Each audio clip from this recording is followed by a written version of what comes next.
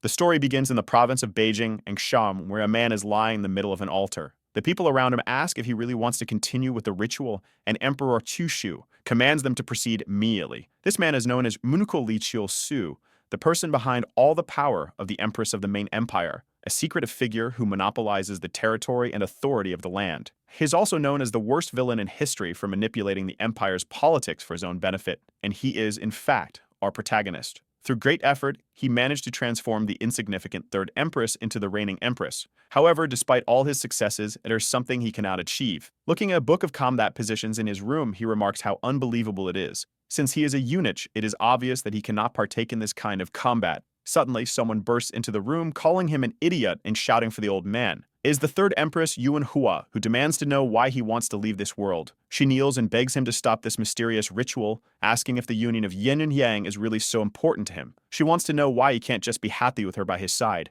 She says that if it's money or power he needs, she will give him everything he wants as long as he stops the ritual. But Chiolsu responds that he has already made his decision. He asks for her forgiveness for his betrayal, but says he cannot serve her until the end. Naturally, the question arises, why is our protagonist so obsessed with the union of yin and yang? Most people wouldn't understand, but for him, it is crucial. This is because he is a reincarnated soul, and in his past life, he was also a virgin. Even now, he remains a virgin, having lived more than 50 years without experience in anything. The infamous reincarnation truck struck him while he was crossing the street, and he ended up in this martial world for 50 years. He died at 28 and reincarnated as a 12-year-old boy. The problem was that as soon as he arrived, he was kidnapped by a maniac. This was no ordinary kidnapper. The lunatic castrated all the men to sell them as eunuchs on the black market. Despite all this, Chiolsu did everything possible to restore his masculinity. He transformed the princess into an empress just to meet an extremely renowned doctor. He mastered martial arts to the point of rebirth and became the most powerful martial artist in the palace. But even when one of the men knelt before him and declared that creating something out of nothing was impossible,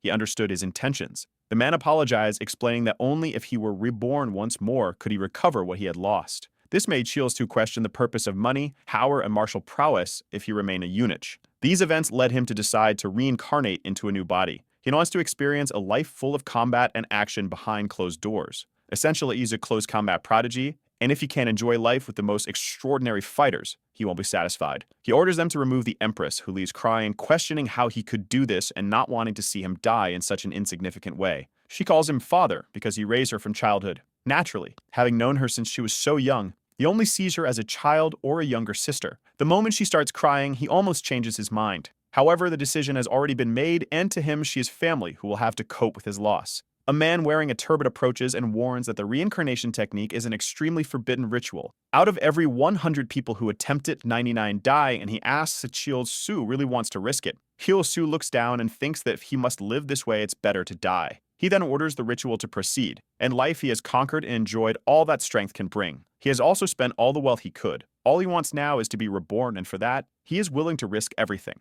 As his entire body glows with a pink light, he sees a blurry old man calling to him. Slowly, he opens his eyes and rises, wondering where he is. The old man simply says he's glad the boy seems fine. However, Chiolsu immediately recognizes who this bastard is. This is the same cursed old man who castrated him 50 years ago in the imperial palace. He also remembers that in the past, he had tried to hunt this man down only to discover he had been killed by some bandits. However, it seems that instead of reincarnation, what happened was a regression in time. He thought he would gain a new body by reincarnating, but as soon as he looks down his pants to check, the old man, confused, asks if he's hurt. Chiolsu grins psychotically at him and thanks the old man for saving him before apologizing. The old man helps him up and mentions he has some herbs at home that would help the boy recover. But Chiolsu laughs, breaks the man's finger, and asks if he plans to kidnap him again to sell him as a eunuch. When the old man asks how he knows about this, Chiolsu twists the man's arm. Despite just progressing in time, he still remembers the martial arts of his previous life, and for someone who stood at the top of the imperial palace,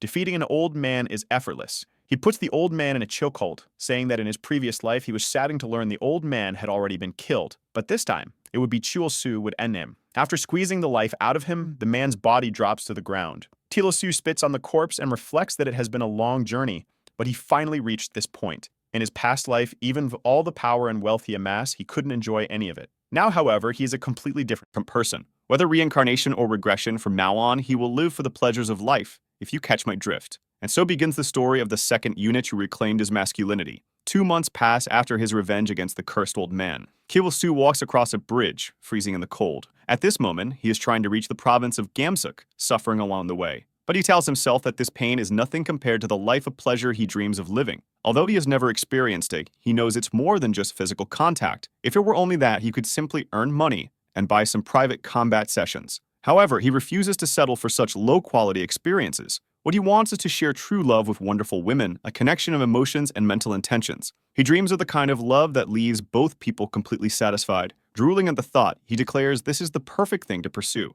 Still, he knows that to achieve this level of intimacy, you will need food and money. This is why he has decided to start his path toward becoming a hero in the martial world, thinking he would reincarnate into the future. He had buried many treasures in his grave. Unfortunately, this isn't the case, but he still has the advantage of knowing what will happen 50 years into the future. With his martial prowess, he is confident that becoming a respected hero won't be too difficult. First, however, he needs to correct his habit of laughing like an idiot from his EUNUCH days. And so he swears this is where the legendary story of the harem king Lee Chil-soo begins. He signals toward a building and asks if anyone is inside. From within, someone hears the voice of a child and steps out, wondering how anyone could climb the mountain in such a blizzard. Kyo-soo takes a deep breath and shouts for all to hear that he has lost his family to bandits and needs help to grow stronger. He declares that he wants to become a disciple of the joint clan. This martial faction combines 3 philosophies, Confucianism, Buddhism, and Taoism, to combat the dark forces of Django. However, to outsiders, they are often seen as either a demonic sect or a group of bandits. The old man rushes toward Chil-soo and scolds him for risking his life by climbing the mountain in winter. Chil-soo simply replies that nothing else matters if he can join the joint clan. The old man stops and tells him to show his arms and hands. He touches the boy's wrists and notices that the natural energy in Chil-soo's body is already expelling impurities. Somehow, the boy knows the technique required to ascend the mountain. The old man praises him, saying that if he managed to get there, it proves he has some talent. He asks if Chil-soo knows the basics of martial arts or if this family taught him anything. Chil-soo claims that yes, that's exactly the case. Of course, he's not about to reveal he has 50 years of experience. The old man introduces himself as John Young, leader of the Gondong sect, and explains that there are several processes to join. However, based on Chil-soo's basic talent, he will approve him. Chil-soo celebrates as everything is going according to plan. He came to this place precisely because he knows Gondong is on the brink of collapse, so they won't refuse a new disciple. Chil-soo starts walking around doing pelvic exercises to prepare for future action. As he explores, however, he notices that the place is in far worse condition than he remembers.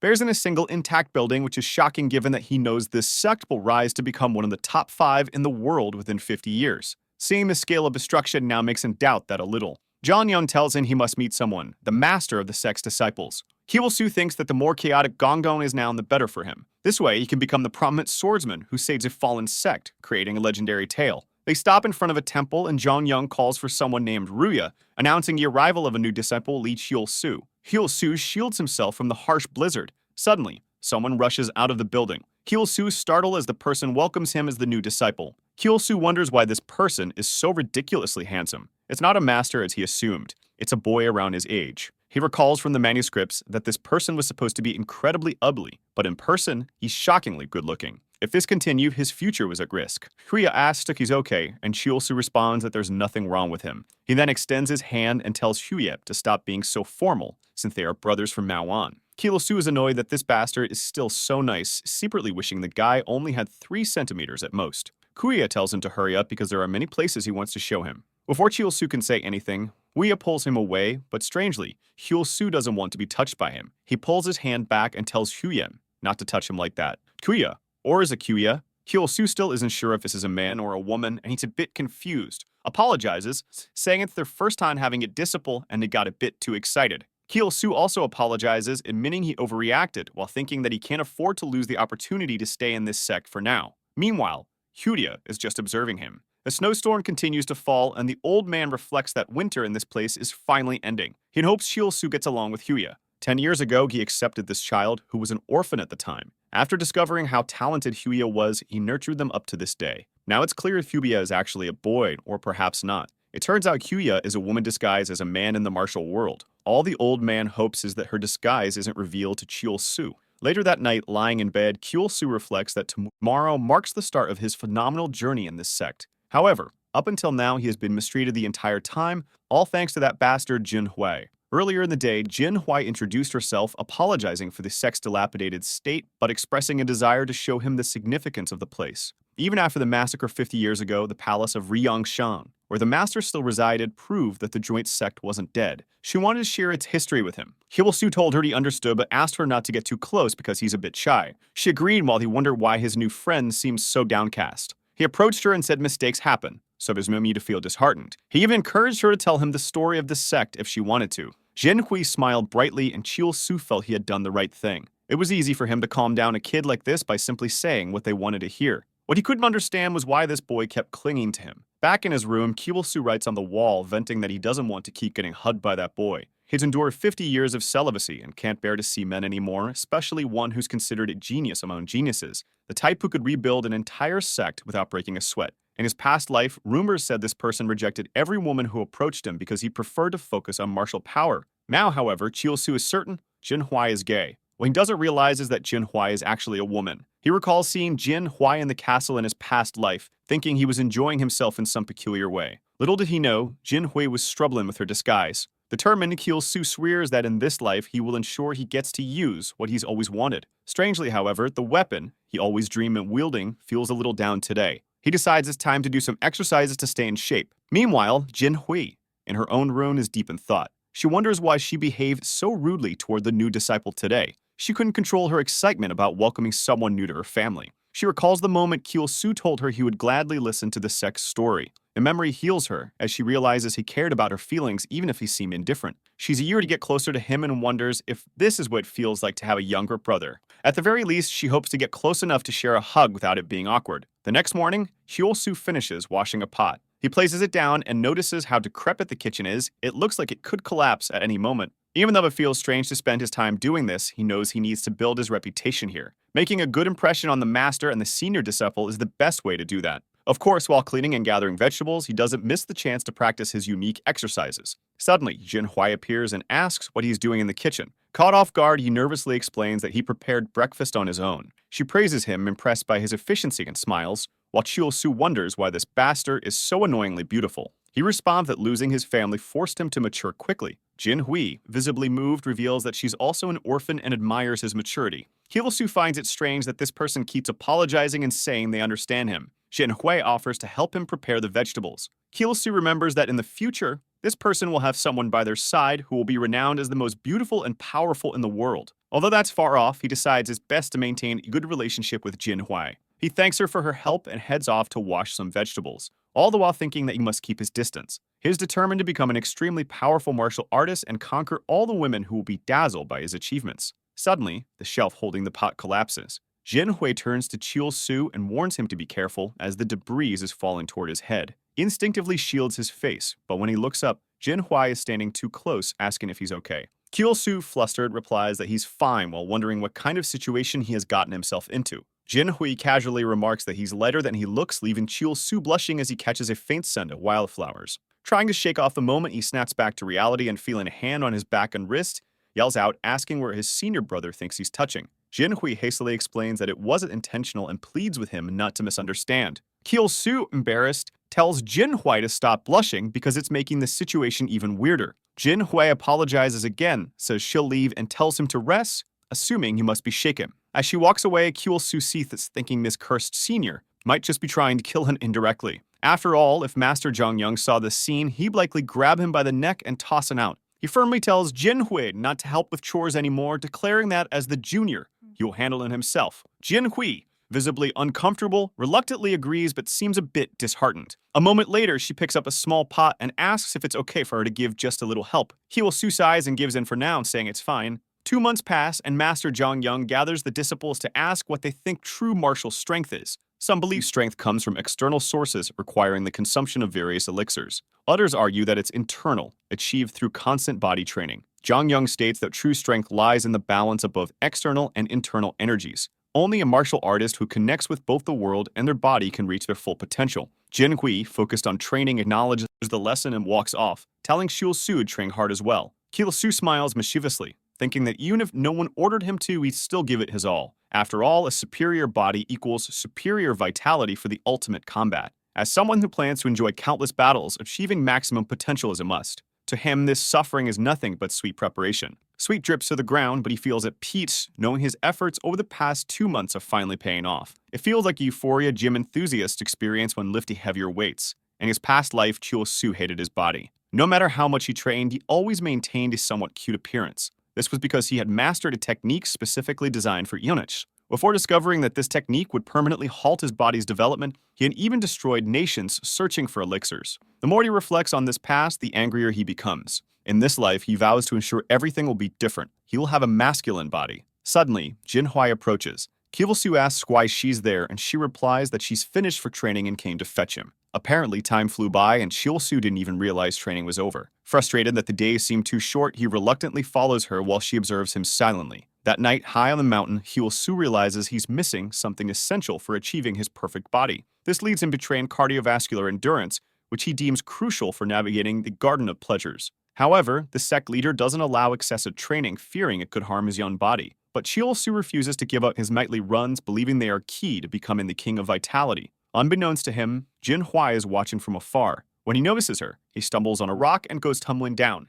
Angry and embarrassed, he demands to know why she's there. Jinhwai asks why he snuck away from the pavilion to train alone, reminding him that overexertion is dangerous. Chul-Soo fumes, annoying that he failed to sense her energy due to his current weakness. He worries she might report this to the master, jeopardizing his secret training. At the same time, he can't abandon his runs, they're essential to his goal. In an emotional performance, he apologizes to Jinhui, saying he needs the training because he's weak, untalented, and forgets everything he learns. Tearing up, he claims he hates falling behind and that if he doesn't push himself, he'll never be able to stand alongside his friend. Jinhui, visibly shaken, listens as Chul-Soo continues his act, crying and pleading not to be expelled. Moved, Jinhui hugs him tightly, apologizing for not realizing how much he was suffering. But this was the last thing Chul-Soo wanted. As he tries to wriggle free, Jinhui holds him firmly, telling him not to cry. Chul-Soo is mortified, thinking about how his first hug ended up being with a man. He had hoped to save this milestone for a breathtaking beauty, yet here he is, trapped in Jinhui's iron grip. While Jinhui glows in bliss, Chul-Soo notices something oddly soft pressing against his head. The scene shifts to a memory of a young girl standing among the pile of dead animals as people call her a monster. Angrily, she glares back at them. Jonghyun appears, offering her 2 rice cakes, and tells her that, like him, she's a human under the same sky. He kneels and asks if she would follow him. Back in the present, Jinhui tells Chul-Soo that the master wouldn't expel him just for lacking martial arts talent. Now that he's part of the sect, he's family and will always be her junior. Chul-Soo pulls away from the hug, surprised to feel for the first time a hint of sympathy for Jinhui. Despite his immense talent and mastery of martial arts, Jinhui has the condition of gynecomastia, that faintly noticeable chest some men have. And so Chul-Soo believes that what he felt against his head earlier must have been Jinhui's chest, specifically the result of his gynecomastia. Feeling pity for the poor guy, Chul-Soo convinces himself there's no doubt Jinhui is a man, as this was already confirmed back at the palace. Time passes, how much he's not sure, but the sect leader announces that they completed their external body training. Chul-Soo's monsters, muscles, are well developed, and it's now time to begin internal arts training. Jinhui congratulates him enthusiastically, which embarrasses Chul-Soo. He's fed up with how much Jinhui keeps involving herself in everything he does. The leader notices Chul-Soo's discomfort and asks if something is wrong. Chul-Soo brushes it off, saying it's nothing, while thinking that he has bigger problems than this person right now. Thanking the leader, he requests not to reduce his external training regimen. The master seems displeased by this, and Chul-Soo knows he's right. Typically, beginners only need to train their external bodies to maintain basic physical condition, with the rest of their time dedicated to learning internal techniques or weapons training. But Chul-Soo has a different goal, to build the perfect body that will captivate women. After all, he has to compete with Jinhui, who's much more attractive than him. The leader asks why he's so adamant about continuing external training. Chul-Soo explains that despite appearing talented, he actually develops slowly. He wants to contribute more than anyone else to rebuilding the sect and believes that additional effort will help achieve that. He acknowledges that continuing such training isn't the most efficient path, but it's not impossible. Moreover, if 2 fighters use the same sword strike, the one with greater strength will win. This slight advantage, he believes, will not only secure his victories, but also help him eventually attract an extraordinary woman who will fall for his strength. Smiling, he pleads with the master to allow it, confident that he can push himself to the limit. The leader is impressed by the determination in Chul-Soo's eyes. Here's someone who recognizes his ordinary talent yet strives to exceed it through sheer effort. Reflecting on the essence of the sect, to help individuals reach their maximum potential. The leader considers that certain traditions were abandoned as the sect deteriorated. Perhaps Chul-Soo's resolve is precisely what's needed to restore what was lost. Handing him a scroll, the leader says it contains the foundational formula for the Yang symbiote martial art. Hyul-soo, confused, asks if this means he has permission to continue external training. The leader explains that the martial world is cruel to those without talent, but for those willing to face challenges, all paths open. Thus, Hyul-soo is permitted to continue his external training but must also master the internal technique detailed in the scroll. Grinning, Hyul-soo thanks him. The leader then begins infusing energy into Hyul-soo's body, instructing him to guide it along the paths described in the scroll.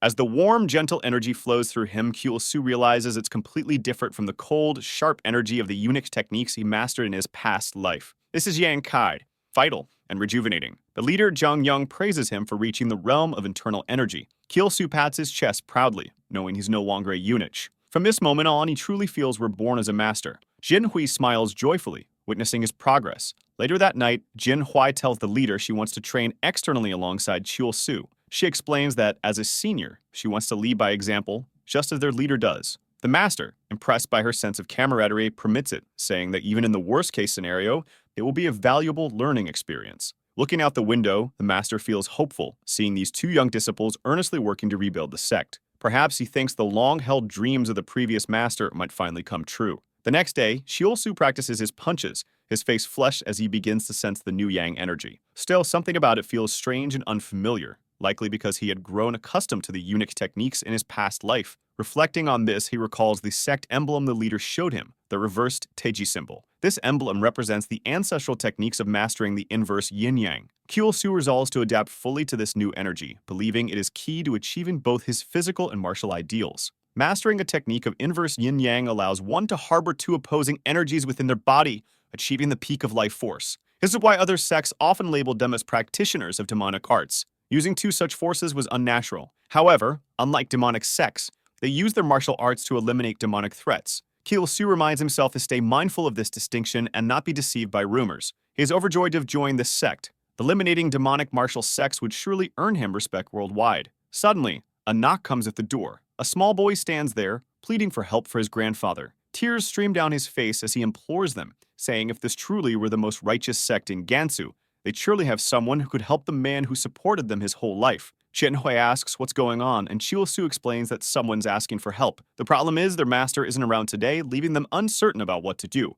Shortly after, they step outside, and the boy explains he needs help finding whoever stole all his grandfather's goats. Hyul-soo remarks that such a theft should be reported to the local authorities. The boy insists it wasn't a person who did it. Judging by the tracks and destruction, it must have been something else. He explains that his grandfather always loved this sect and was raising the goats to sell and donate the proceeds. But when he went to fetch them from market, they were gone. Apologizing for being unable to pay, the boy begs them to help his grandfather, who supported the sect his whole life. Hyul-soo, after some thought, agrees to check it out, reasoning that the boy's effort to come all the way up the mountain deserves at least a look. Later, the boy leads them to the seam, and Hyul-soo, noted the location at the base of Gondan Mountain, suspects it might have been a wild animal. His attention is drawn to some marks on the ground that look like snake tracks. However, the size suggests it's a demonic creature. He asks Jin-hui if there's any legend about a giant snake on Gondan Mountain. She says she's never heard of such a thing. If it existed, the master would have dealt with it. Hyul-soo knows that the energy accumulating in the Gondan Mountains could trigger mutations in animals,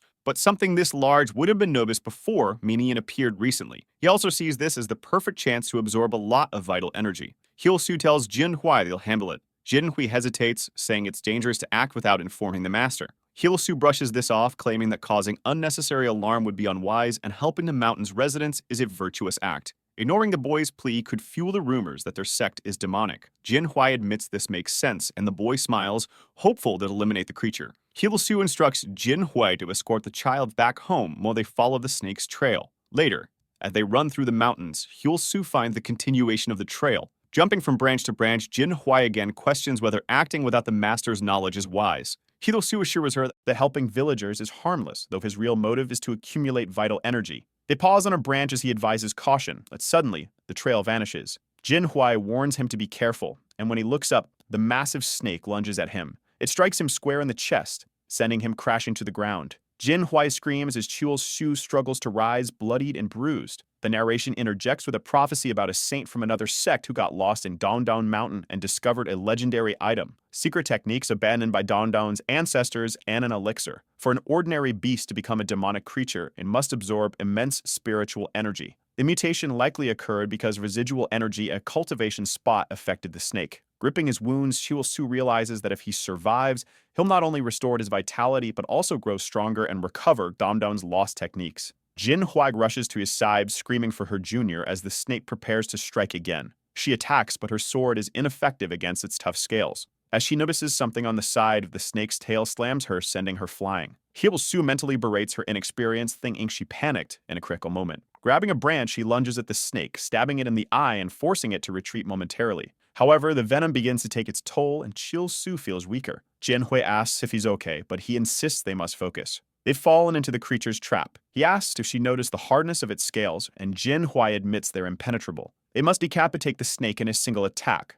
but it's too fast to allow that. Chiwol-su notes that Jin Hui still has far to go before reaching her full strength. The real problem is that Billy retains his past life skills. He's already been poisoned and can only buy them a little time. If Jin Hui, with her inexperience, also gets poisoned, they're doomed. He resolves to create an opening. Removing his belt, he tells her to prepare for his signal. When it comes, she must use all her destructive yang energy in one decisive attack. Jin Hui hesitantly asks how he plans to do anything in his condition. Chiwol-su charges toward the snake, knowing that there's no time for hesitation. No matter how formidable a demon may be, they all have a weakness. He shouts as he dodges the snake's strike. Using his belt, he loops it around the snake's neck and slides underneath it. He signals Jin Hui, who leaps with her sword, delivering a precise slash that cleaves the creature in two. The snake's body crashes to the ground, and Jin Hui remarks that, as expected, the neck was his weak point. Still, she's shocked that Chiwol-su seems to know this and guided her to decapitate the snake. Her attention shifts to the side, where Chiwol-su collapses to the ground. His body is burning from within, the venom's effects as described in legends. Jin Hui grabs him as he struggles, and it's not so bad. He plans to use his superior energy control to absorb and expel part of the venom. Looking at Jin Hui, he feels confident he'll be fine soon. But Jin Hui, panicking, shakes in and pleads for him to wake up. Blaming her own weakness for relying on him to create an opening, she hugs him, vowing to save him somehow. Placing him on the ground, she declares that she's not ready to lose him like this. Without hesitation, she leans down and uses her mouth to suck the venom from his neck. Chiwol-su jolts awake, confused and disoriented, feeling something soft against his neck. Realizing what's happening, he flails and yells, asking what Jin Hui is doing. Jin Hui sits up, spitting out the venom, equally flustered. Chiwol-su fumes, calling her reckless while she blushes, insisting it's fine. She'll make sure he's safe. Later by the fire, Chiwol-su sits despondently. Jin Hui, cheerful, comments that his pulse has stabilized, though she finds it odd that he suggested eating the demonic snake's meat. Chiwol-su explains that some snake species have incredibly nutritious meat, to which Jin Hui muses that the master might enjoy it too. And only Chiwol-su can't believe she's thinking about their master in a moment like this. He says that once they've eaten, they should search the snake's cave. After wandering through the forest, they finally find the entrance at the mountain's summit. Jin Hui remarks on the strong spiritual energy emanating from the cave. Chiwol-su was impressed by her sharp intuition, wondering if she used the same skill in their past life to find this place. Inside, Jin Hui marvels, saying she never imagined Gondon had a place like this. She speculates that the energy might be tied to some lost manuscript. Chiwol-su agrees it's possible. It could be a hidden cultivation spot of the ancestors or where a master achieved immortality. If so, the place should be brimming with elixirs. Jin Hui notices something in the corner, several pills. However, they seem devoid of energy, likely consumed by the snake. Deeper inside, they discover a temple. In front of it sits a table with several books. Jin Hui approaches and identifies them as sword techniques. Realizing the significance, they conclude these are the lost martial arts of Gondam. Jin Hui is in awe, convinced this must have been where the ancient masters trained. Chiwol-su, having anticipated this, remains calm. She exclaims they stumbled upon an incredible opportunity. Chiwol-su notes there might be more hidden treasures and suggests they split up to search. As soon as he's out of sight, Chiwol-su springs deeper into the cave, determined to find the elixirs before Jin Hui. If he can secure them, he'll accelerate his progress and avoid living in her shadow. Eventually, he spots a floating pill. Drooling at the sight, he declares this will help him leave behind all past humiliations, bringing him one step closer to become the harem teen. But before he can grab it, Jin Hui shouts from another direction, having found the bathing spring. She notices something peculiar, but is interrupted by Chiwol-su's screams. She rushes to him and finds him collapsed in front of a frozen area. Jin Hui recognizes immediately Medicine Su, the legendary elixir of life. Formed over millennia, it contains immense yin energy, the feminine counterpart to yang vitality. However, this is disastrous for Chiwol-su, whose goal revolves around building yang energy. Consuming it would completely disrupt his balance, leading to the same feminine characteristics he despised his past life as a eunuch. Chiwol-su, devastated, realizes this could undo all his efforts. Jin Hui asks why he's crying so much, and he claims they're tears of happiness. Feigning enthusiasm, he insists she should consume it. explaining it can awaken boundless vital energy. Jinhui refuses, saying he found it, so he should use it. Kil-Su, inwardly fuming, thinks the elixir is useless to him but might be perfect for her. He argues that it would be a waste on him since he's slow to develop, whereas she could make full use of it. Dividing it would dilute its effects, benefiting no one. He insists she should consume it, become stronger, and help restore the sect. Jinhui, thoughtful, counters that precisely because he lacks natural talent. He needs the elixir to reach his potential. She believes he should consume it to stay by her side. Shibulsu grows frustrated, wondering why she's so stubbornly virtuous and unwilling to accept the gift when he's offering it freely. Kil-Su realizes that he needs to create a situation where Jinhui has no choice but to consume the elixir. He gently takes her hand and asks if she could grant this humble request of her junior disciple. Jinhui, caught off guard, blushes and stammers, unsure how to respond. Kil-Su presses on, saying he offers the elixir out of deep respect for his senior brother. Flustered and overwhelmed, Jinhui finally relents, saying that if he insists so strongly, she'll consume it. Kil-Su smirks inwardly, thinking that a little display of earnest friendship was enough to sway her. Jinhui advises him to be cautious, reminding him to focus on properly absorbing energy when the time comes. She thanks it and begins studying the manuscripts to prepare herself. Kil-Su watches in awe at how quickly she flips through the pages, impressed by her capacity to absorb so much knowledge. Only someone with an extraordinary body and talent could do that, he muses. Shortly after, Jinhui declares she's memorized everything and approaches the elixir. Holding it in her hand, she reflects on the incredible gift Kil-Su has given her. Out of respect for his decision, she vows to absorb the elixir fully. But the moment she consumes it, a freezing sensation overtakes her body. It feels as though her heart is encased in ice. Kil-Su asks what's wrong, but Jinhui collapses, overwhelmed by the immense power coursing through her. A fierce wind surges through the cave as Kil-Su realizes the energy is too violent for her to handle. Seeing her body freeze is a clear sign that something is going wrong. Inside her mind, Jinhui finds herself in a surreal mental realm. She recognizes this as the result of consuming the elixir. As a menacing energy approaches, she tries to absorb it, only to be thrown into a sea of chaotic memories. She recalls a painful incident from her past, a crow attacking and killing other birds. In a fit of rage, she killed the crow, but was judged harshly, accused to be a monster despite her innocence. Suddenly, she is confronted by a demonic version of herself, which attacks her relentlessly. Outside, Kil-Su observes the storm of energy emanating from Jinhui and realizes that the demon within the elixir is assaulting her mind. Believing her extraordinary talent would allow her to overcome it, he underestimated the toll it would take. Reluctantly, Kil-Su steps forward, muttering about his dislike of unnecessary contact but knowing he must intervene. He embraces Jinhui, placing his hand on the back of her neck and channeling his yang energy to stabilize her. In her dream, Jinhui hears Kil-Su's voice urging her to guide the elixir's energy through her body. If she fails, she will succumb to a demonic state. The cave grows colder and Kil-Su marvels that her body hasn't frozen entirely yet, but he refuses to let her succumb, knowing she is vital to rebuilding the sect. Inside her mind, the demon tightens its grip, demanding answers to her inner fears and doubts. Grabbing a rock, Jinhui strikes the demon and runs, determined not to be consumed by it. Yet deep down, she knows this demon feeds on her weaknesses, always lurking in moments of vulnerability. Kil-Su's voice cut through again, urging her not to give up. Golden energy surrounds her, and she realizes it's Kil-Su's power stabilizing her from the outside. He reassures her that the pain she's feeling is necessary to create an opening for her to succeed. Despite the immense risk, Kil-Su channels his energy to guide hers, refusing to let her fail. The demon lunges at her again, but Jinhui counters with a decisive punch, sending it sprawling. Though victorious, she collapses, coughing up blood from the strain. She realizes Kil-Su isn't just helping her absorb the elixir, but also purging the demon from her mind. Determined to follow his guidance, she sits cross-legged, focusing on matching his energy flow. However, the demon rises again, emerging from the surrounding debris. Outside, Kil-Su feels his presence and raises barriers of yang energy to shield her. He shouts for her to seize the moment the energy is nearly fully integrated. As the demon makes one final charge, Jinhui opens her eyes and counters with overwhelming force. The demon crumbles, sinking into the earth as the chaotic energy dissipates. Outside, the cave falls silent. Kil-Su, exhausted but relieved, congratulates Jinhui on her breakthrough. In her mind, Jinhui reflects on how Kil-Su has supported her since the day they met. From caring about her feelings to sacrificing what was most valuable to him for her growth, his actions leave her deeply moved. She resolves to repay its kindness no matter the cost, vowing to stand by his side even if the entire world turns against him. As Kil-Su watches her absorb energy and advance spiritually, he feels satisfied, knowing her growth is a critical step in rebuilding the sect. Kil-Su stands thinking that the ordeal was difficult but ultimately worth it. Still, he wonders if this cursed cave really doesn't have a Moto elixir, something that could help him regain the power of his past life. Instead, he stumbled upon the worst possible option, yin energy, which he has no desire to absorb after his experiences in the past.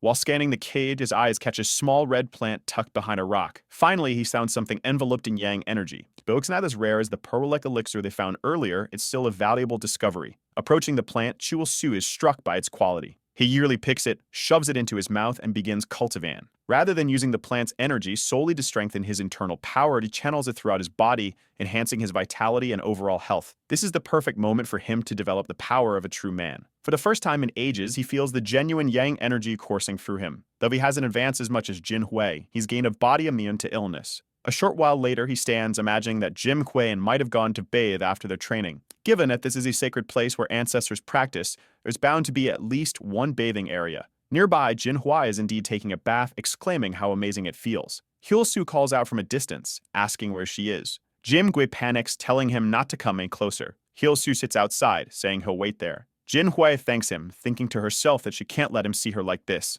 As she soaks, she reflects on how close Hyul-Su came to discovering her true identity as a woman. Disguising herself as a man her whole life has left her uncertain in situations like this. When she first joined the sect, her master advised her to conceal her gender to avoid complications. Despite the risks, she feels grateful for having successfully absorbed the elixir, knowing she couldn't have done it without Hyul-Su's help. It's incredible to her that someone so young could support her so selflessly, not only offering such a precious item without hesitation, but also enduring the difficulties alongside her without complaint. Now she wants to find a way to help Hyul-Su in return. She blushes, confused by the strange feelings she's experiencing. Her heart races as she imagines being closer to him, supporting him through his struggles. Caught up in her thoughts, she envisions walking through a garden with him, never wanting to leave his side. Startled, she snaps out of it and chastises herself for such silly imaginings. She convinces herself that Hyul-Su is like a younger brother, nothing more. She resolves to focus on rebuilding the sect and becoming one of the strongest martial artists, continuing her disguise for as long as necessary in this patriarchal martial world. Outside, Hyul-Su wonders aloud why his friend is taking so long. A man's back shouldn't take more than 5 minutes, he mutters. He marvels at the cave's spaciousness, with pearls and glowing minerals embedded in the walls representing the wealth of Dondom. It's astonishing to him that a sect capable of producing the greatest swordsman in history fell so far. He recalls that in his past life, after the sect was attacked, only the Thunder Sword survived. That swordsman, Zhang Yun, the current leader of Gondan, became infamous not for his skill, but for being the sole survivor of the massacre. The title Demon Slayer was given mockingly as others considered him a coward who lived while everyone else perished. Recovering the lost martial texts is essential for the sect's revival. Hyul-Su knows that while this cave holds remnants of their history, it also hides mysteries. In his past life, when he visited the cave, it had already collapsed. Now it stands perfectly preserved, suggesting its destruction wasn't natural. Jin Hui suddenly emerges, glowing and refreshed, and tells Hyul-Su to go take a bath. Hyul-Su, flustered by her radiance, punches himself in the face to clear his thoughts. In the bath, he wrestles with his irritation, wondering why his friend keeps getting more attractive. Slamming his fist into the water, he grumbles about the demon driving him crazy. When he returns, he finds Jin Hui organizing several recovered books. She explains that she's sorting the martial texts they retrieved. Hyul-Su gets excited, realizing these will be foundational for Gonggon's revival. However, he notices that none of the sect's famous primordial techniques are among the texts. He asks Jin Hui if these 7 books are all she found. She confirms, adding that she didn't see anything resembling the Demon Slayer's technique. Hyul-Su grows confused. In his past life, that technique was found in this very cave. This suggests that the legendary swordsman Mu Jucha left the technique in a non-written form, complicating its recovery. Now Hyul-Su must figure out how the master who transcended life and reached immortality chose to preserve his legacy.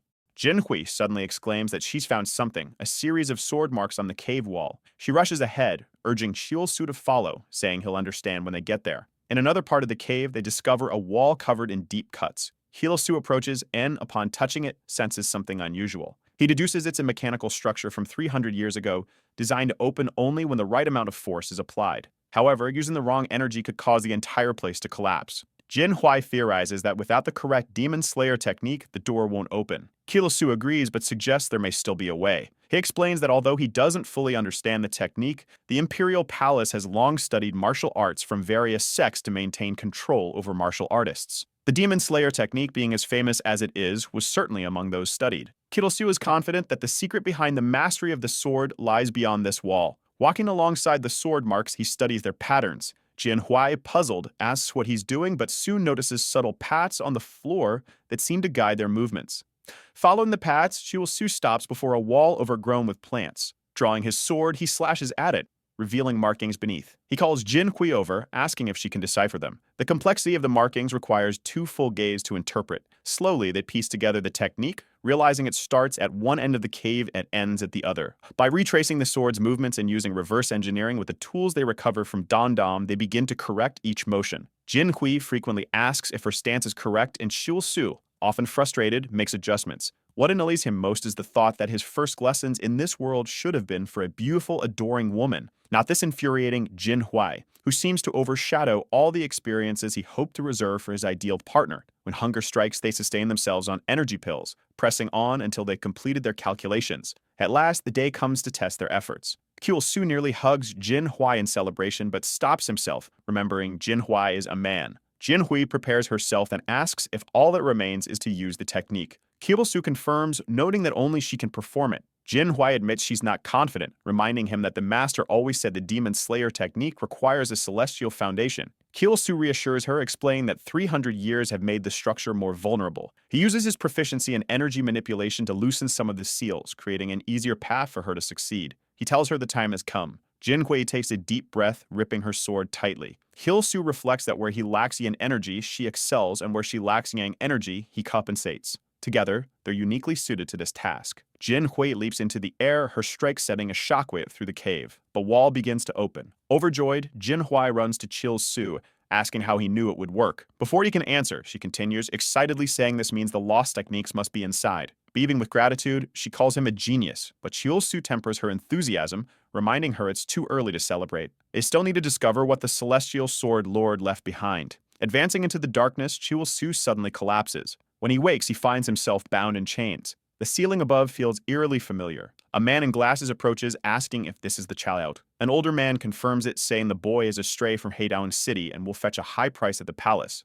Turning to Kyul Su, the man says, "Ah, so you're finally awake." Kyul Su's heart sinks as memories flood back. This was the day you lost his masculinity and was sold to the palace. Realizing the truth, he understands that when he opened the door, he fell into an illusion. Despite the surreal surroundings, he knows this is no dream. It's a trap left by the Celestial Sword Lord. Steeping with rage, Kyul Su vows to make that old master pay for this torment. The boy in the illusion comments that life in the palace wouldn't be so bad, suggesting Kyul Su could even become a unit with enough power to change the world. These words infuriate Kyul Su further because in his past life, he achieved exactly that, becoming the second most powerful figure in the empire, second only to the Empress. He clenches his fists, his resolve hardening. Though the illusion is meant to break him, Kyul Su decides to turn it into an opportunity to uncover the true legacy of the Celestial Sword Lord. Kyul Su begins to question the purpose of all this power. In his past life as a eunuch, even with immense strength and influence, he couldn't enjoy life's pleasures. This realization reignites his frustration, labeling his past self a damned bastard. Energy begins to surge from his body. Though his internal energy diminished after traveling back in time, his physical form has been restored, his mind remains sharp and intact. The illusionary figures around him, representations of the men who once captured and sold him, demand to know how he's doing this, but their words freeze mid-sentence. Kyul Su knows this is happening in his mental realm, a place where all his knowledge of cultivation remains intact. The figures suddenly shatter into nothingness before his eyes. Looking down at the symbolic remnants of his past, the broken cacti on the ground, Kyul Su's anger intensifies. He's already killed these men whose past life, being haunted by them again, is infuriating. Suddenly, a soft voice whispers from behind him, praising him for his incredible strength. A group of alluring women surrounds him, one may in the end to kiss him. But Kyul Su isn't fooled. Drawing on his key, he obliterates the illusion, scattering the women into nothingness. Despite having desires like any man, he's not one to lose control. After all, you spent a lifetime dreaming of women. This tactic doesn't work on him. It's clear that Kyul Su survived not for shallow indulgences, but because of his unwavering willpower. At that moment, a commanding figure emerges from the shadows, the Celestial Sword Lord Mujucha. "You've exceeded my expectations," the figure remarks, his voice resonating with authority. Kyul Su moves to respond, but before he can speak, Mujucha launches an attack. A crackling blade of lightning slashes toward him. "Let's see if you can handle this," Mujucha challenges. Kyul Su, startled by the immense aura radiating from the master, channels his energy into forming barriers while dodging the onslaught. Despite his best efforts, one strike lands squarely on his abdomen, sending him hurtling backward. Gasping for breath, Kyul Su realizes the truth. Standing before him is the very person who halted the demonic invasion 300 years ago, the legendary Celestial Sword Lord Mujucha. He continues to dodge while telling the man to listen, insisting that he's not an enemy, and asks if he doesn't recognize him.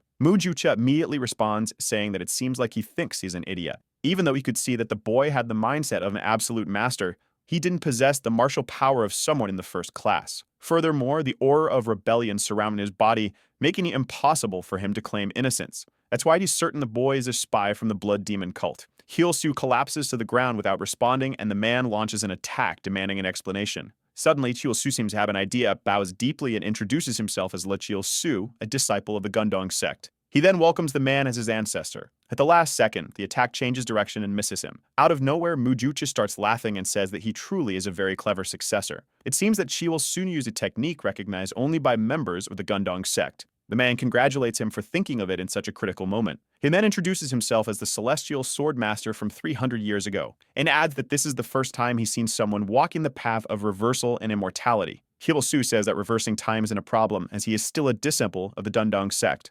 Mujucha agrees to some extent, saying it really isn't that important. He mentions fighting fire with fire and asks if this is the will of the heavens. Looking at Hyolsu, he declares that facing anomalies with an anomaly is the natural law. Our boy, though, is utterly confused by all this talk of fire against fire and anomalies. The real reason Hyolsu did all this was simply to regain his masculinity, not for any secret technique or anything of the sort. He explains that he ended up in this place while searching for the legacy of the sword, and he's certain that there's nothing else in this place, so it must be here. The man asks what he plans to do if that's the case. Hyolsu replies that he has a request. He wants the man to teach this martial art not to him, but to the boy who came with him. Hyolsu's plan is pretty sly. He already has all the trust he needs from Jin Hui, so it's perfect for this man to rebuild the sect. That's because he knows that whoever becomes the celestial sword lord will gain absolute power but also countless obligations. All he wants is to be second in command, extremely influential, but without two main responsibilities, just enjoying life and the company of friends. Mujucha acknowledges his cleverness and wonders if perhaps destiny brought him here. However, he remarks that Hyolsu's way of thinking is foolish because he hasn't realized something yet.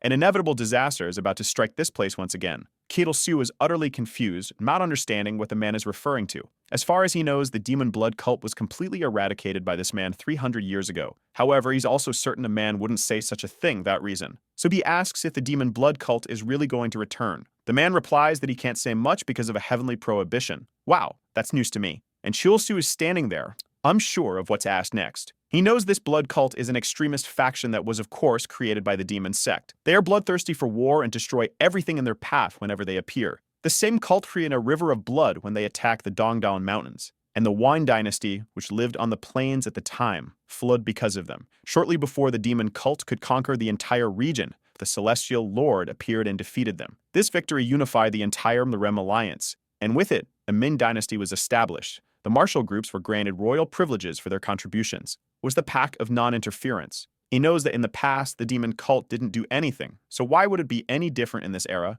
One thing, however, is obvious. Is a different person from the one who existed before. In the worst-case scenario, both the demon sect and the blood cult could invade this place simultaneously. Even with someone powerful, it wouldn't be easy to handle such a situation. Now he doesn't just have one problem, but two. Wars sow feelings of anxiety, worry, and an uncertain future. This affects everyone, regardless of how much wealth they have. If the entire country is suffering because of war, how is he supposed to go around charming women who'll all be crying in their beds? A desperate woman says she can't believe her lord might die in battle, and Hyolsu imagines himself crying over all the lost opportunities. A future like that is completely unacceptable. Worries like this would prevent him from creating the perfect paradise. However, from what he understood, he was chosen by Mujucha, since the lord is not there. And since he has no choice but to become stronger, this was an opportunity he had to seize. Of course, that doesn't mean he wants to play the hero and take on the world's responsibilities. After all, that would be too much work. But remembering the empress he helped create, he swears he won't allow these demons to wreak havoc in these lands.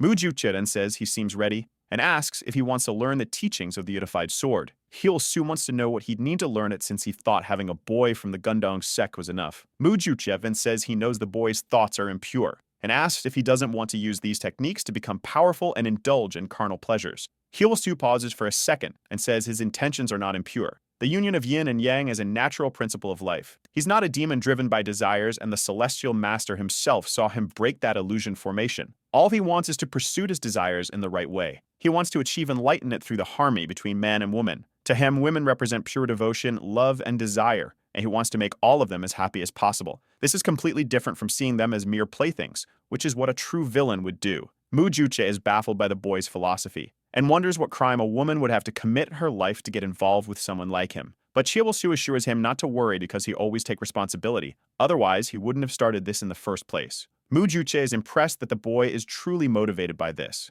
It then laughs and says he'll at least give him some credit for being so ambitious. He warns, however, that if Chiewol-su wants to learn this martial art, we'll have to discard any mental foundations he's created. Chiewol-su says that's not a problem. He hates the martial foundation of Yetni currently has. Mu-juche declares that since he's so resolute, they'll begin. He will learn the supreme martial art that belongs to this sect, the celestial unification of the art of harmony. Wow, such grandiose names. The two appear in a kind of floating sea, and Chiewol-su is completely confused, looking around. Mu-juche says this is the unification of harmony. It's the depth of yin and yang that he'll only comprehend if he masters the celestial art. Back in the cave, he hears the master's voice telling him he must dedicate himself to learning the dual harmony technique. Suddenly, he wakes up and sees Jin Hui beside him. He tells his sister to wake up and touches her shoulder. She asks what happened, saying she saw the master disappear and the pavilion burning. He then explains that both of them were caught in the celestial master's illusion. He managed to survive and now knows what's there. That box contained the dual harmony technique, part of the legacy left behind.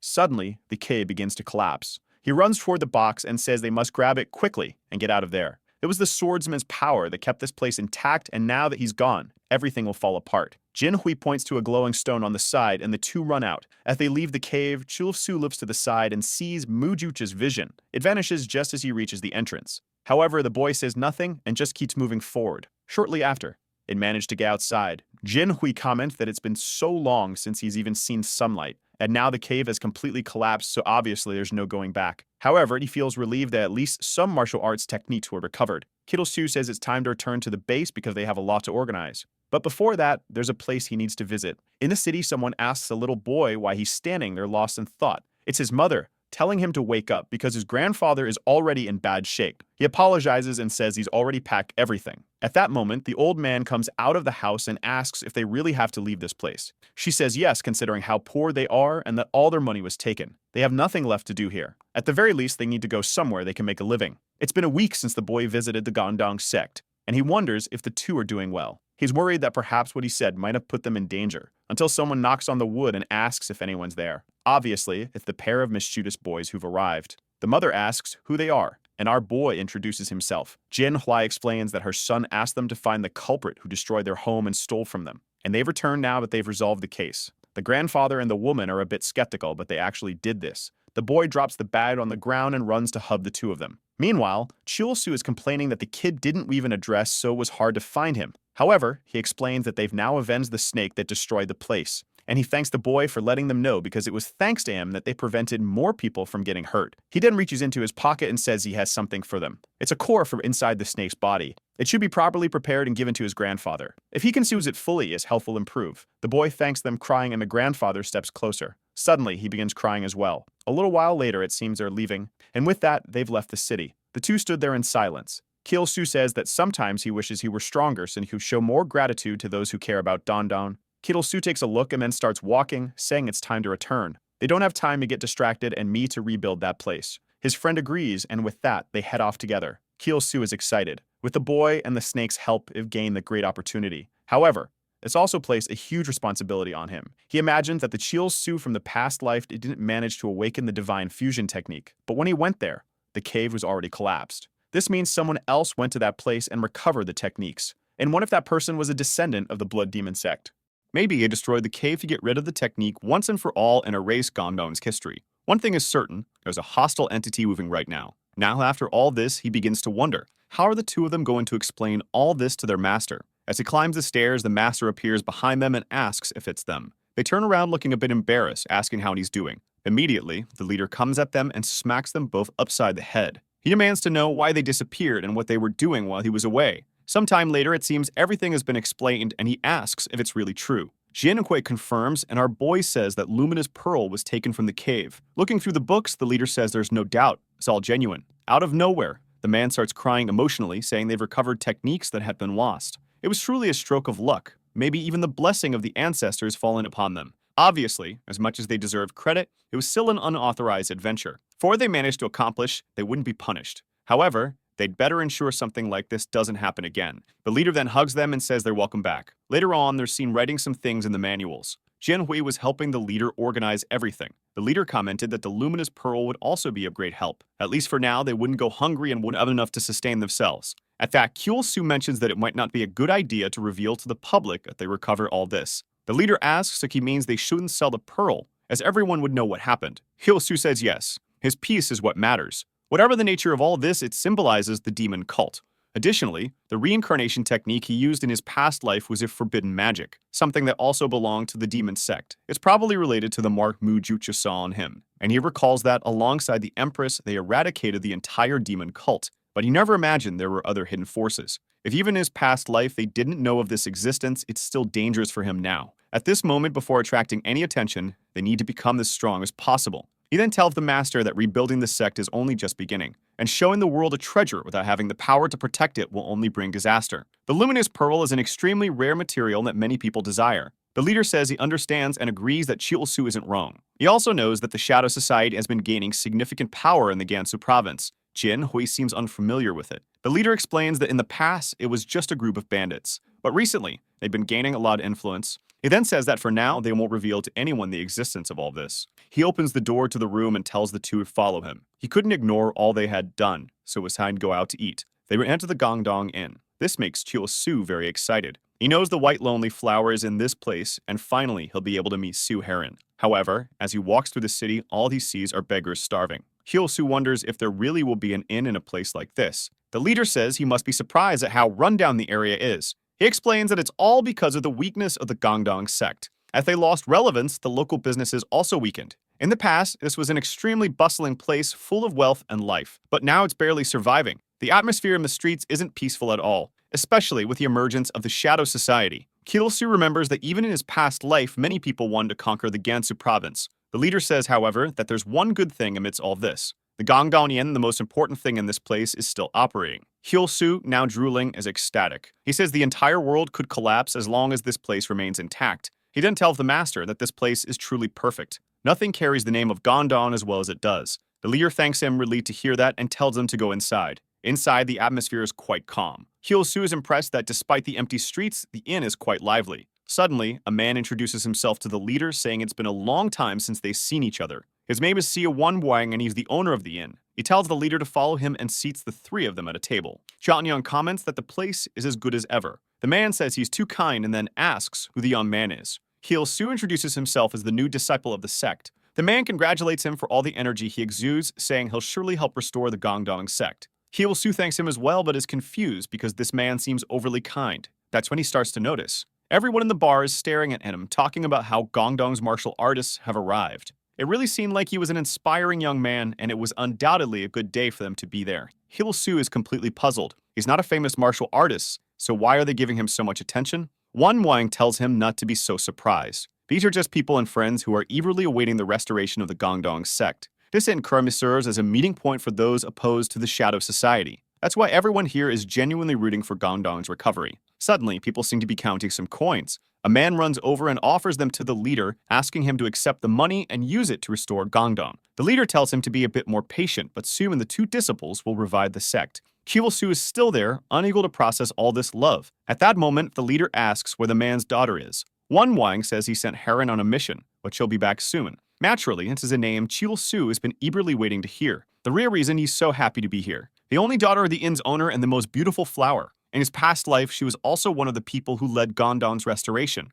The Sword Saints were her and Jingui. At the front lines, Jingui provided strength, while Harim was like a CEO managing the sect's administration. She was said to be a mix of mysterious beauty, known as the Lonely Flower. Because of her sword skills, she was also nicknamed the Ice Blade Princess. Her charm resembled that of a white rose with thorns. Of course, because of this, she even had fan clubs across the faction. Men would send her letters asking to be struck by her blade. And naturally, Kyul-soo, now with his masculinity restored, can't miss such an opportunity. He's extremely eager to see her wonderful appearance. A door opens, white hair passes by, and he's filled with anticipation. Then a child walks in. He forgot that he had gone back in time and is utterly shocked. He's dismayed that she's still so young in this timeline. She tells her father she's back. Meanwhile, he's blaming himself for forgetting that he really went many years into the past. He still thinks she's a pretty girl, but since she's so young, of course, he feels nothing. In fact, looking at her, he feels the same way he did when looking at the Empress. He wants to protect her from the world and help her grow. The father picks up a basket and tells her to greet the disciples of the Gangdong sect.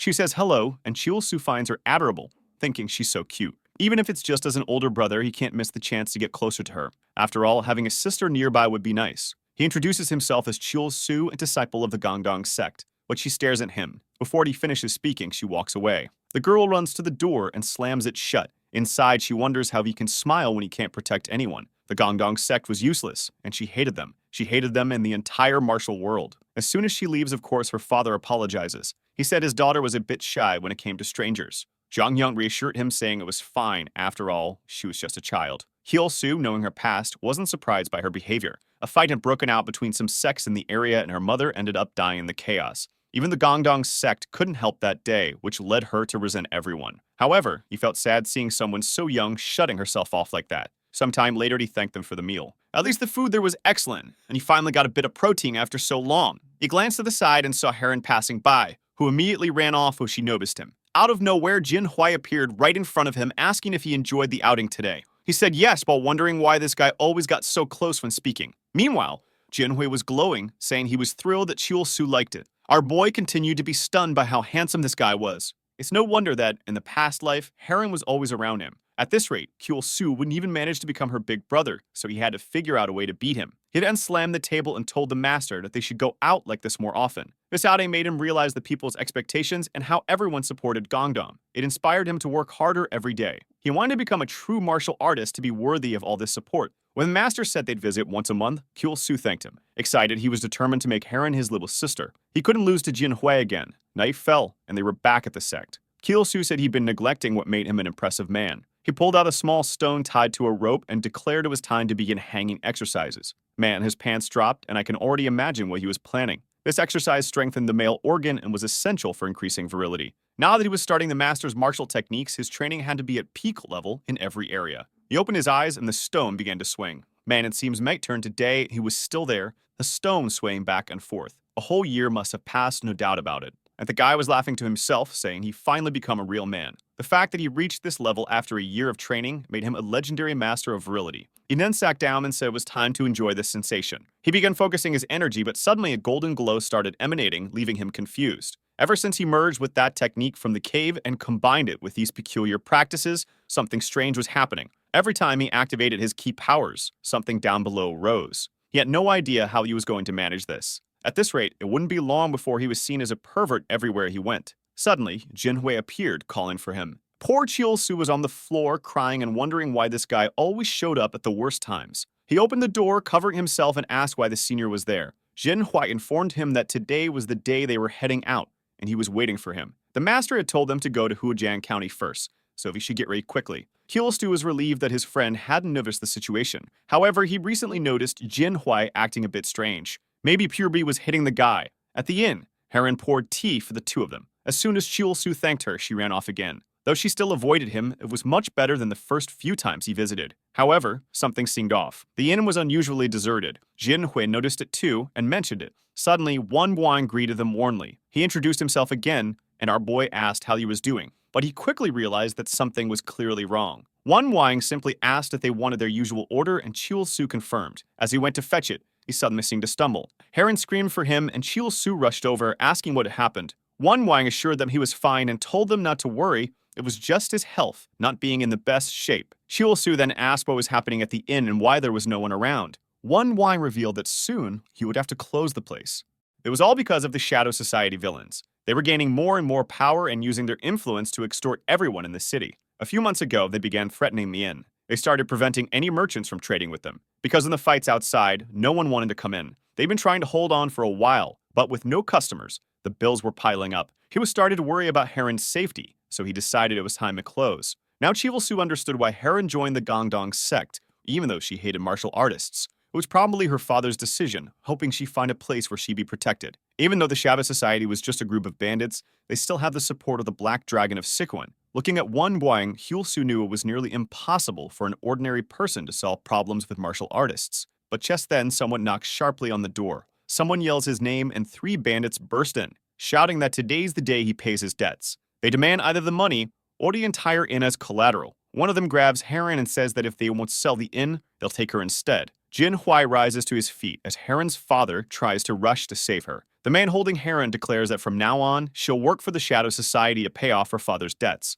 She begins crying, saying no, and tries to wriggle free before running off. Suddenly, Shiol-Soo calls out to them. The man pulling Heron stops when chopsticks fly through the air and pierce his hand. He screams, and the other two draw their swords, demanding to know who dares interfere. Shiol-Soo simply says, the girl said no. From his robe, the men recognize him as a member of the Gonggong sect and question how such a dead place could dare challenge them. But one of them warns his brothers to be cautious. They're dealing with the madmen. They point out that Shiol-Soo seems unusually armed. Shiol-Soo, realizing the embarrassing situation, covers himself, furious that his energy leaked out and caused this. Meanwhile, Heron runs to her father, hugging him tightly. From behind, Jin Hui calls out to Shiol-Soo, asking if this martial technique of his is meant to confuse his opponents. Shiol-Soo responds sarcastically, amazed at how well Jin Hui understands his intentions. Meanwhile, the bandits burst into laughter. They say they'd never seen anything like this and that it's pure comedy. They thought Jin Hui and Shiol-Soo were pretty EUNUCH, but now they see the boy is packing a solid mountain. What kind of talk is this, seriously?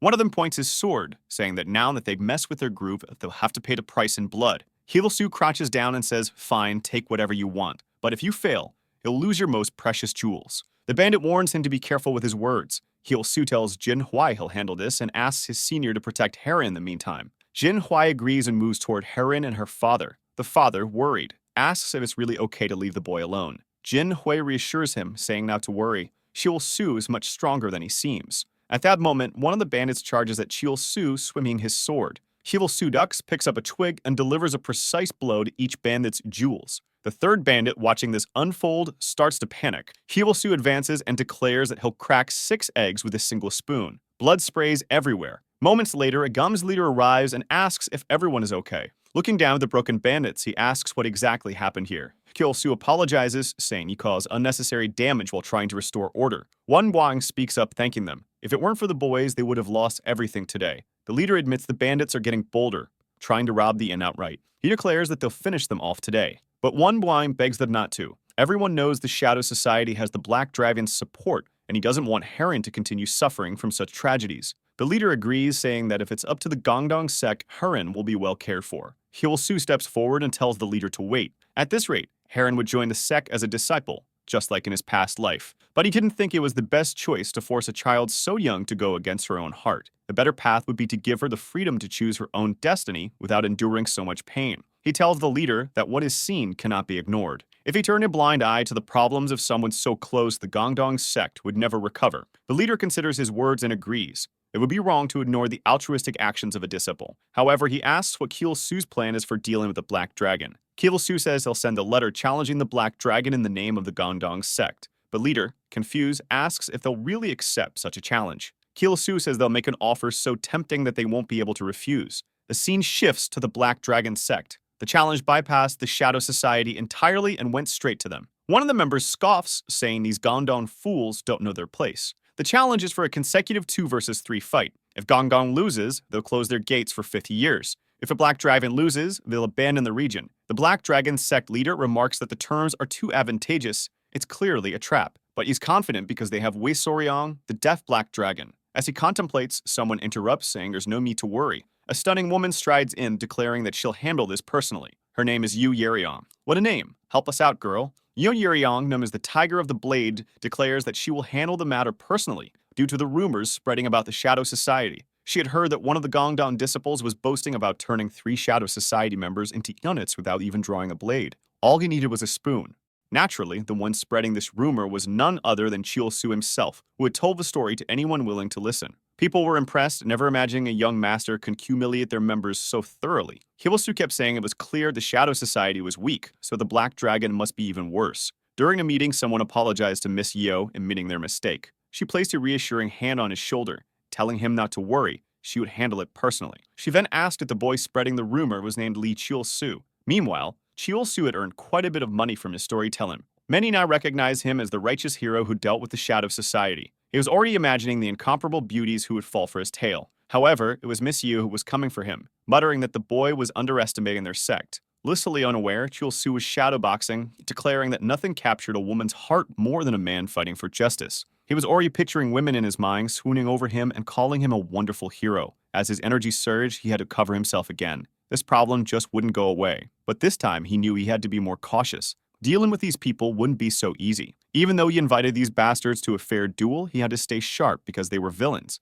While the fight was supposed to be just, it was obvious something shady would happen. As a seasoned martial artist, he understood they had likely hired a masked assassin. Looking up, Chiol-Su sighed, remarking that bad people seemed to have a sickness that made them die if they didn't cause trouble. That's when he noticed something. The assassin had arrived and she was incredibly dangerous. The first thing he noticed was, of course, that it was a woman. In his past life, he had fought the Shadow Society 4 years into the future, but he didn't recall ever seeing a woman among them. Now his jaw dropped. She wasn't just a woman. She had a flawless figure. Chiol-Su's attention focused on what mattered. She stopped in front of him and asked if he was the one known as Lee Chiol-Su. Blushing, he confirmed, "Yes, I am the hero himself." She seemed confused by his reaction. In an instant, she launched an attack, declaring that he would pay the price for challenging the Black Dragon sect. Blows were exchanged, and it was clear Chiol-Su could hold his own. She acknowledged that his skills were decent for his age, but it wasn't surprising. She figured the boy believed they would win because of the genius Jin Hui on his side. Chiol-Su was struggling to defend himself, but quickly noticed she was far stronger physically than he was.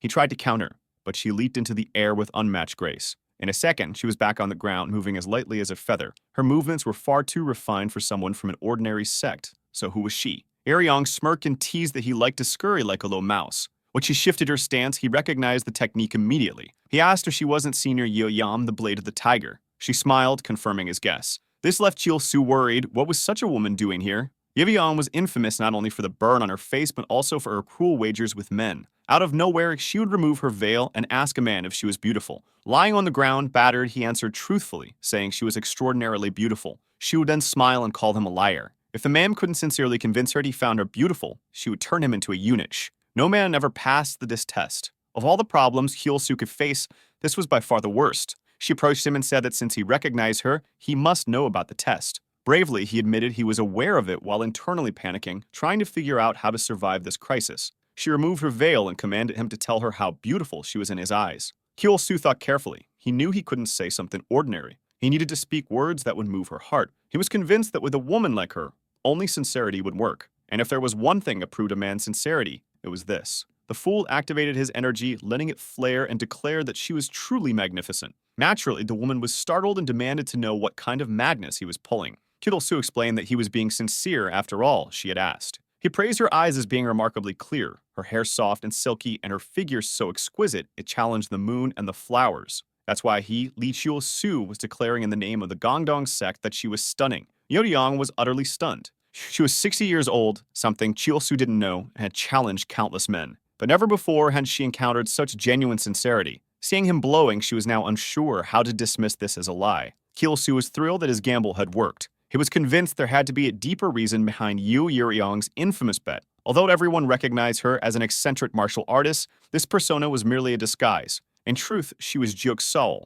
the demon of 1,000 faces and the #1 figure in the Shadow Sect. She possessed the ability to transform her body, age, or even gender at will. His power fueled her peculiar hobby of creating multiple identities to wander the martial world. One of these identities was Yu Yeoyang. This alter ego was born because from a young age she had been pursued by countless men with ill intentions. This led to her developing a trauma, believing that all men only cared about appearances. Thus, she created the infamous bet as a test. Chiol-Su was certain that if he showed true sincerity, she wouldn't be able to deny him. What she truly sought was someone who could genuinely see beyond appearances. Yu Yeoyang had a special technique in her eyes that allowed her to detect lies. Even though she knew Chiol-Su's words were true, she struggled to believe them. Until now, every man she encountered desired her solely for her beauty. She never imagined her heart would waver for this strange boy standing before her. Chiol-Su then stepped forward, confident he had passed the test. He reminded her that passing the test meant she had to grant him a wish. She blushed furiously, nervous about this bold boy getting closer with that problem of his still unresolved. He was brave, and she couldn't believe he genuinely found her scarred face beautiful. Chiol-Su, undeterred, repeated, but since he passed the test, she must fulfill his wish. Her face turned even redder, imagining the kind of request he might make. He leaned in and whispered something in her ear that we, unfortunately, don't could hear yet. She paused, seemingly pondering his words before snapping in anger, calling him a bastard. In the next chapter, it's revealed what he wished for. He had whispered that his wish was, indeed, what everyone might have imagined. On a night where the moon shone brightly, he wanted to share a bed with her and explore the mysteries of yin and yang. Or at least that's what he truly wanted. But he couldn't. Confused, she asked what he meant by couldn't. Chiol-Su explained that as a disciple of the Orthodox sect, he couldn't prioritize carnal desires. Therefore, his true wish was for her to return the challenge letter to the Black Dragon and ensure the duel proceeded fairly. She, who had imagined all sorts of requests, was infuriated by this anticlimactic wish. She screamed, calling him a bastard, and in her rage accidentally unleashed her internal energy. The force broke his sword, second flying and slammed him into a tree. The roar of the tiger's blade echoed, a sound he never expected to face. Kyo-soo, battered and confused, wondered what he had done to deserve this. Seeing him crumpled on the ground, she approached, apologizing for unintentionally using her martial power. Kyo-soo, now vomiting blood, realized she had momentarily dropped her disguise and used the abilities of a true martial artist. From her reaction, he was certain she hadn't meant to harm him. Not missing the chance, he played innocent and asked how she could treat a junior this way. He lamented that she seemed so merciless to those who recognized her beauty. When she admitted it was a mistake, he asked if she would still grant his wish. Flustered, she agreed. Hyul-soo, triumphant that his strategy had worked. She placed some pills on the ground for his recovery and started to leave. Watching her go, Hyul-soo couldn't help but feel he'd come out of this with a profit. As she climbed a tree, he heard someone shouting his name. He quickly picked up the items, deciding to keep the encounter a secret from Jin-hui and the master. Meanwhile, Jin-hui was racing through the forest, worried about the energy disturbance that shook the entire mountain. She feared something terrible might have happened to her junior. Finding him on the ground, she cradled him in her arms, asking if he was okay. He groggily replied that he had been attacked by a group of masked individuals. Although the battle was brief, he managed to defend the sect. Jin-hui cursed the Shadow Society, vowing never to forgive them for what they had done to him.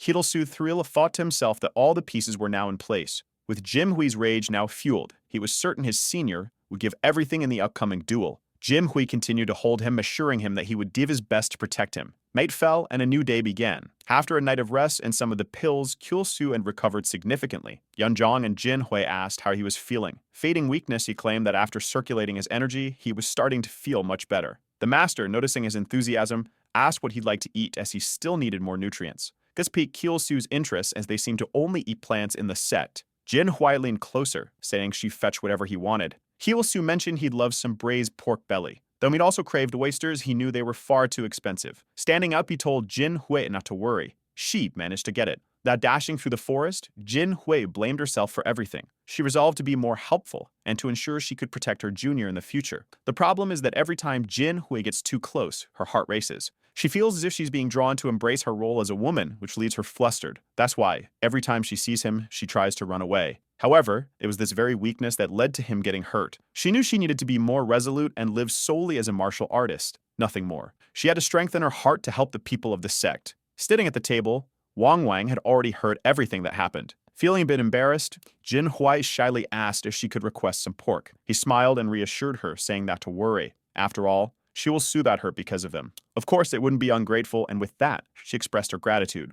Suddenly, Heron slammed the table and called out to her. Heron asked if everything was okay and if she was looking after Oso. Confused, Jin-hui questioned the sudden offer. Why was the little girl trying so hard all of a sudden? Heron replied that it was obvious. It was because Hyul-soo had saved the end that day. And that's why he at least deserves a like on this video that helps Mamoru make more juicy content for his viewers. Activate the cheaty little bell, and I'm out.